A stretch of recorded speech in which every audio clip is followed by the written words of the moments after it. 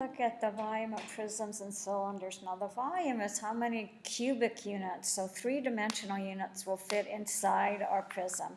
So when we look at this, we're looking at the volume of the prism is the product. That means you're going to multiply of the area of the base and the height.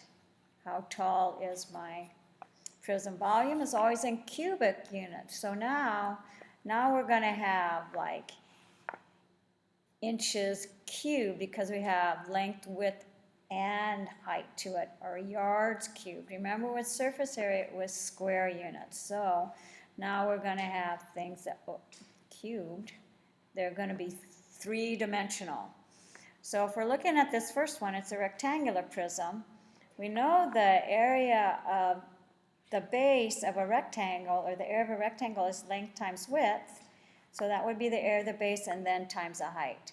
So if we were doing this one here, you know, rectangular prisms are pretty easy. You just know it's the length times the width times the height, which would give you 240 feet cubed. When we're doing geometry, it's very important that you label your units so we know whether you're talking about volume or surface area and things like that. So that's a rectangular prism. We also have triangular prisms. So we're just going to kind of get more specific about what that formula means here. So again, it's still the area of the triangular base times the height of the prism. Well, the area of a triangle, hopefully you remember, area of triangle is equal to 1/2 its base times the height of the triangle, which is what it says right there. So this is my triangle. If I just look at the base, I'm just going to find that area right there. It's going to be 10 times 15, and we're going to divide by 2. This would give me the area of the base.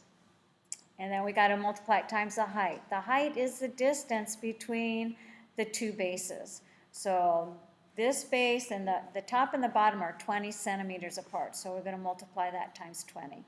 And then we get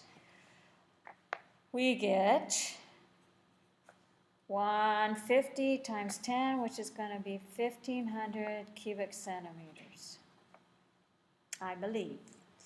So 1,500 cubic centimeters. And then the last one we're going to look at are cylinders. So a cylinder is not a prism, we know that, but it has kind of similar properties because it does have two parallel bases. It's just not polygons, right? There's no straight edges here. But we know the area of a circle is pi r squared, and then we're going to multiply it times its height. So if we look at the radius here of this, it says it's r, so we're going to use 3.14 times the radius squared means times 4 times 4, and then we're going to multiply it times the height, which equals 16 times 6. I don't know what it equals. You figure out what it equals with your calculator, okay? And that is all we're going to be covering in volumes, just rectangular, triangular prisms, and cylinders.